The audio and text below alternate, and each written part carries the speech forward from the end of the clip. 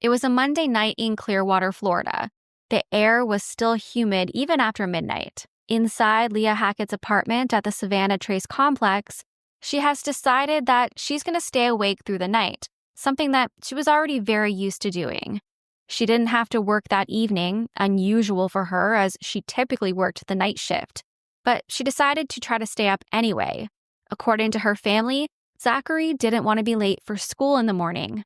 Leah had overslept before and she didn't want to risk it again, so instead of going to bed, she kept herself moving, cleaning, taking out the trash, wandering around the complex.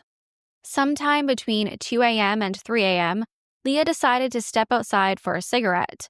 She says she checked in on Zachary before she left, and he was asleep in bed. He looked very peaceful. She stepped out into the warm night air. What happened next is still debated. Leah says that she felt the heat pressing in, and in a spontaneous decision, she made her way to the pool in the center of the apartment complex. Despite not wearing a swimsuit or bringing a towel, she slipped into the water and swam a few laps, just enough to cool off, to pass a little more time. She says she then walked back to the apartment, changed into dry clothes, and peeked in on her son again. But this time, his bed was empty. At first, Leah told police she thought Zachary might have just rolled out of bed. She searched his room, calling his name, but there was no answer. Then she tore through the rest of the apartment, but there was nothing. That's when panic set in. She picked up the phone and called 911. Next, Leah called her mother, completely hysterical over her missing child.